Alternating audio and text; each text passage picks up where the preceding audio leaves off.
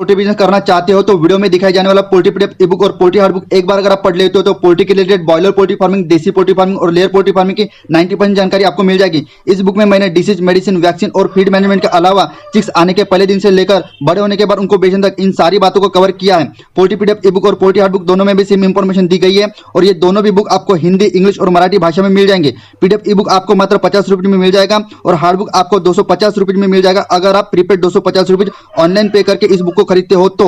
और अगर आप कैश ऑन डिलीवरी पे इस बुक को मंगवाना चाहते हो तो आपको 50 रुपये एक्स्ट्रा कैश कलेक्टिंग चार्जेस पे करना पड़ेगा। अधिक जानकारी के लिए या फिर इस बुक को खरीदने के लिए 91761143 इस व्हाट्सएप नंबर पे मैसेज कीजिए।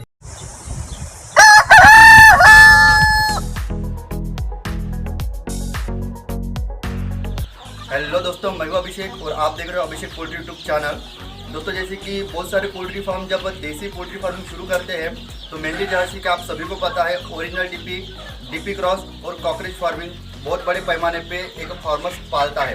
तो जैसे कि आप इस बाजू के पोल्ट्री फार्म पर देख सकते हो, यहाँ पर कॉकरेज की पोल्ट्री फार्मिंग की जाती है। ठीक है, तो प्रेम पाटिल ये नाम है फार्मर्स का।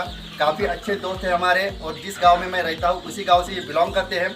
तो आज के वीडियो में कॉकरेज की फार्मिंग करते समय कितनी प्रोडक्शन कॉस्ट आती है, सेलिंग करते समय कौन सी दिक्कतें आती है, मैनेजमेंट करने में कोई दिक्कत आती है क्या, इस तरीके की सभी बातों की मालूमात आज के वीडियो में आपको होने वाली है।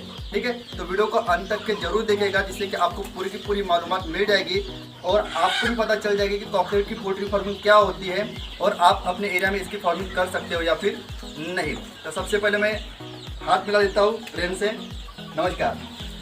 तो प्रेम, सबसे पहले मुझे ये बताइए कि ये जो कॉकरेल करके बोलते हैं तो हमारे व्यूअर्स को ये पता नहीं है कि ये कॉकरेल एक्चुअल में क्या होता है। तो ये कॉकरेल का बच्चा कितने रुपए में आता है और कॉकरेल कौन से बर्ड्स को बोला जाता है, एक बार वो व्यूअर्स को बता दीजिएगा। कॉकरेल का बच्चा आता है 3 रुपये में। अच्छा, 3 रुपये में आता है। हाँ, बच्चा आता है।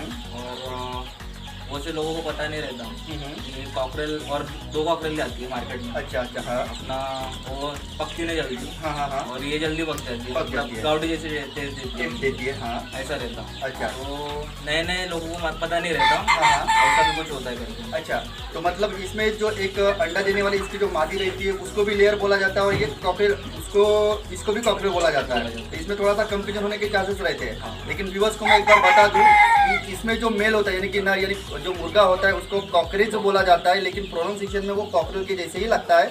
तो जितने भी पूरे के पूरे मेल होते हैं यानी कि रूस्टर मुर्गा, उसकी फार्मिंग की जाती है फार्म पे। और जो लेयर मुर्गियाँ होती है उसको अंडे के पर्पज के लिए, अंडा उत्पादन के लिए बड़े बड़े पोल्ट्री फार्म पर पाला जाता है। तो जैसे कि आपने अभी बोला कि इसका बच्चा 3 रुपये में आता है, तो बहुत बार देखा गया है कि इसका जो बच्चा कई कबार कलर लगा के भी बड़े महंगे दामों में बेचा जाता है। और कभी कभार क्या होता है कि 3 रुपये की चीज़ आज के समय में किसी पोल्ट्री फार्मर को 6 रुपये 8 रुपये में बेची जा रही है। तो ऐसे में आप उनको क्या कहना चाहोगे? ऐसा रहता है कि बहुत से फार्म मतलब बेचने वाले रहते हो कलर वगैरह लगा देते हैं और बेचते हैं। अच्छा, मतलब ये देसी मुर्गी के बच्चे करके ज़्यादा दामों में बेच देते हैं। ज़्यादा दामों में बेच देते हैं। हाँ। पर अपने को पता रहने को होना हाँ। कि ये बराबर है कि नहीं। अच्छा। हाँ, तो वैसे अपन आप खरीद सकते हैं। मतलब अगर कैसा है, अगर 3 रुपये का बच्चा अगर कोई फ्रॉड करके 15 रुपये 16 रुपये 20 रुपये तक के भी बेच देते हैं, बराबर है। तो आपको इस बात का ध्यान रखना बहुत ज़्यादा जरूरी है। अभी सबसे पहले मुझे ये बता दीजिए कि यहाँ पर इंडिविजुअल अगर एक मुर्गी की अगर हम बात करते हैं तो 1 किलो का बॉडी वेट गेन करने के लिए ये मुर्गा तकरीबन कंपनी का जो रेडीमेड दाना आता है तो कितना दाना खा के 1 किलो का बन जाता है? 3 से 4 किलो का। 3 से लेकर 4 किलो के आसपास में ये दाना खाकर 1 किलो का बॉडी वेट बन जाता है। मतलब कहने का तात्पर्य यह है कि मार्केट में अभी 28 रुपये से लेकर 30 रुपये इसके मुर्गी दाने की कीमत है। तो राउंड फिगर में 90 रुपये से लेकर 100 रुपये इसको दाने का खर्चा आ जाता है। 3 रुपये का बच्चा हो जाएगा और 7 रुपये के खर्चे में इलेक्ट्रिसिटी बिल, मीटर और इतर जो खर्चा रहेगा तो 110 रुपये में 1 किलो का बन जाता है तकरीबन राउंड फिगर में। तो अगर अप्स एंड डाउन अगर पकड़ लिए, कोई समय में हमें रेट नहीं मिलता, कोई समय में अच्छा रेट मिलता है। यहाँ पर हमारे 105 रुपये से लेकर 110 रुपये की प्रोडक्शन कॉस्ट है। तो तकरीबन आपको अप्स एंड डाउन को अगर कंसिडर किया जाए तो कितना रेट मिल जाता है मार्केट बेचने समय? 120, 130, 150। अभी रेट कैसा रहता है, कभी डाउन रहता है कभी अप रहता है। अच्छा हाँ, तो अप रहा तो भी 150 तक, 150 तक के 150 तक। मिल जाता अगर है। डाउन वगैरह रहा तो फिर 90-80 90-80 ऐसा चल रहा है, ऐसा चलता है। ऐसे डाउन रहा तो अपने को थोड़ा दिक्कत आती है। चलेगा। तो जैसे कि बर्ड फ्लू की सिचुएशन की वजह से देसी पोल्ट्री फार्मिंग हो या फिर कॉर्पोरेट की पोल्ट्री फार्मिंग हो, तो काफ़ी ज़्यादा दिक्कतों का सामना सभी पोल्ट्री फार्मर्स को करना पड़ रहा है।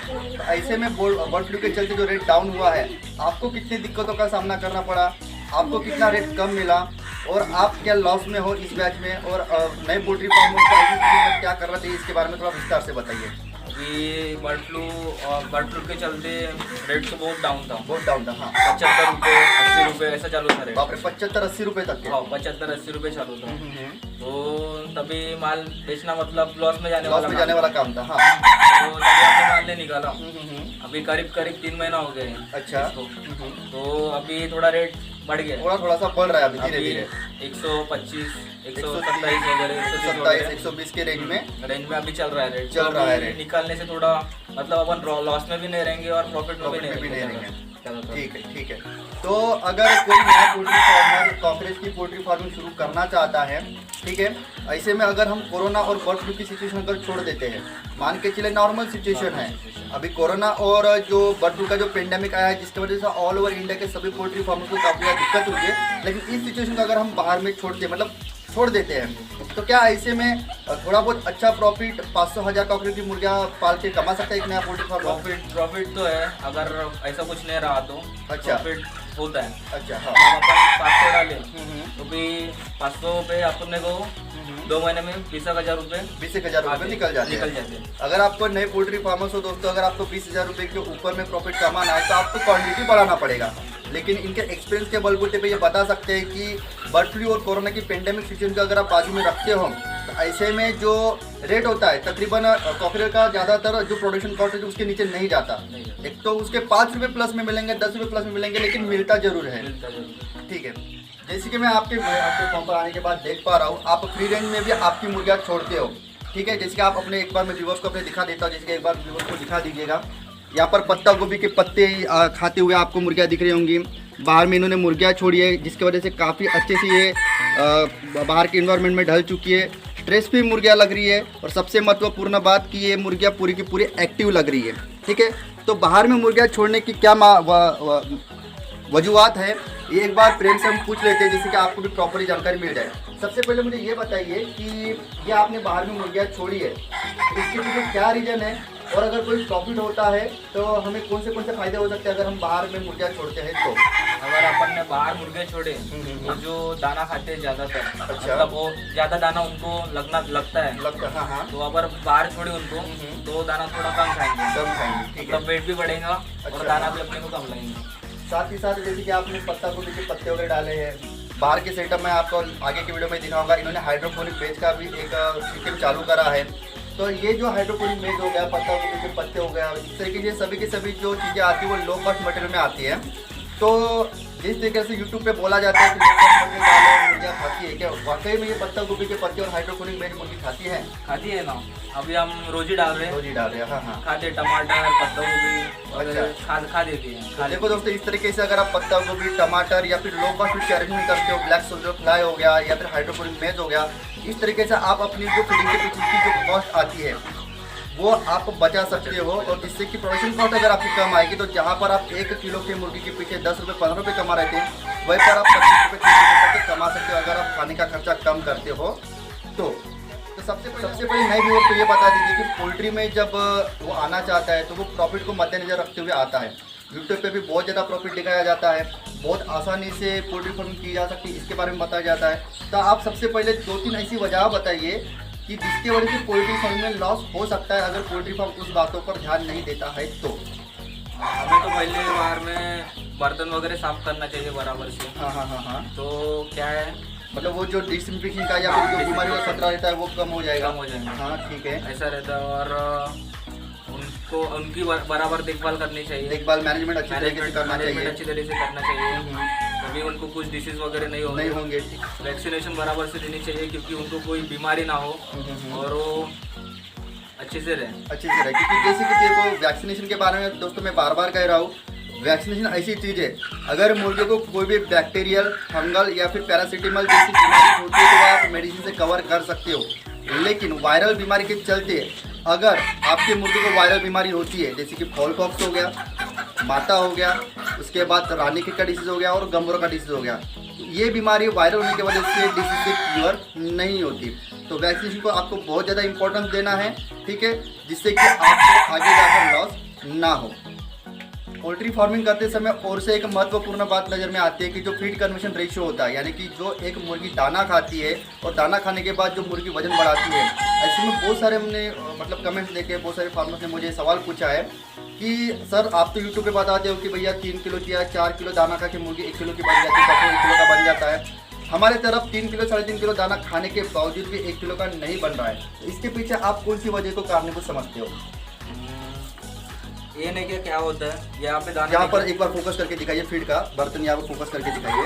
यहाँ पे दाना नीचे गिरता है। अच्छा, यहाँ पर इस जगह पर जब यहाँ से मुर्गी दाना खाती है तो ये नीचे गिरता है, नीचे गिर जाता है दाना। हाँ, दाना नीचे गिरता है, तो अपने को क्या करना है, ये ऊपर उठा लेने का है। ये बर्तनों को इस तरीके से वीडियो में दिखाइए, इस बर्तन को इस तरीके से ऊपर में उठा लेना है, ठीक है। उसके बाद जो नीचे रहता दाना वो अपन चलते वगैरह तो उससे दब जाता है, जमीन में दब जाता है, मतलब कि तो हाँ अपने मुर्गियाँ जो दाना खा सकती है वो खा नहीं पाती, बराबर। इसकी वजह से अपन इस पे थोड़ा ध्यान देना चाहिए। देखिए दोस्तों, जो मुर्गी दाना खाती है तो जल्दबाजी में बहुत सारा दाना फीड के नीचे गिर जाता है। ऐसे में अगर बर्तन को आप ऊपर में उठाते हो तो नीचे गिरा हुआ दाना भूख लगने के कारण से मुर्गी खा लेती है, जिससे कि जो वेस्ट होने वाला जो दाना जो आपकी ज़मीन में वेस्ट होने वाला था वो दाना खा के आपकी मुर्गी वजन बढ़ाएगी। यही सबसे बड़ी वजह होती है कि ज़्यादा दाना खा के 1 किलो का वजन गेन करता है। इस तरीके से आपको फीड मैनेजमेंट की तरफ भी ध्यान देना होता है। डिसीज मैनेजमेंट के ऊपर भी हमने बात करी, मैनेजमेंट के ऊपर भी हमने बात करी और वैक्सीनेशन के इंपॉर्टेंस पर भी हमने बात करी, रेट के ऊपर में हमने बात करी, बर्ड फ्लू कोरोना के ऊपर भी हमने बात करी। तो सबसे पहले हमें ये बताइए कि बाजू के उस शेड में वहाँ पर आप फोकस कीजिए। इन्होंने कॉकरेल के चलते चलते ही उस थोड़ा सा पार्टीशन करा के बाजू के शेड में डीपी क्रॉस की बैच डाली हुई है। तो ऐसे में एक क्वेश्चन और से निकल के आता है कि एक साथ बहुत बार देखा जाता है कि एक ब्रीड बाजू के शेड में होते समय दूसरे इसमें अल्टरनेटिव इसमें दूसरी बैच नहीं डाला जा सकता। तो क्या ये पॉसिबल है कि एक बैच होते समय दूसरे बाजू शेड में एक दूसरी बैच डाली जा सकती है, जैसे कि आपने प्रैक्टिकल लेवल पर ये कर रहे हो, क्या पॉसिबल है या फिर बीमारियां आती जाती है? पॉसिबल अभी तक तो कोई दिक्कत नहीं आई है हमें। अच्छा, मतलब किसी प्रकार की दिक्कत नहीं आई है? कुछ नहीं है अभी तक। जैसे कि बोला जाता है कि बच्चे छोटे होते हैं दूसरे बैच के बड़े होते हैं, तो ऐसे में काफ़ी दिक्कतों का सामना करना पड़ सकता है। लेकिन कंपटीशन है तो और दूसरी बात अभी तक के तो और कोई दिक्कत नहीं आई है। तो दोस्तों, अगर आप प्रॉपर तरीके से डिसइंफेक्शन करते हो, ठीक है, प्रॉपर तरीके से उनकी क्लीनिंग रखते हो, प्रॉपर तरीके से ध्यान देते हो, तो आप कंपार्टमेंट करके भी अल्टरनेटिव बैचेस डाल सकते हो अलग अलग ब्रीड्स की। जैसे कि आप यहाँ पर देख पा रहे हो, यहाँ पर आपको कॉकरेज की मुर्गियाँ दिखाई दे रही है। तो यहाँ पर मैं आपको एक बार दिखा लेता हूँ, डीपी क्रॉस के बच्चे भी आपको यहाँ पर देखने को मिल जाएंगे। जैसे मैं आप वीडियो में देख पा रहे हो, ये कलर बच्चे डीपी क्रॉस के हैं जो कि कंपार्टमेंट बना के अल्टरनेटिव बैचेस में इन्होंने डाले हुए हैं। तो आई होप दोस्तों, वीडियो में दी गई जानकारी कॉकरेल पोल्ट्री फार्मिंग के लिए आपको अच्छी लगी होगी।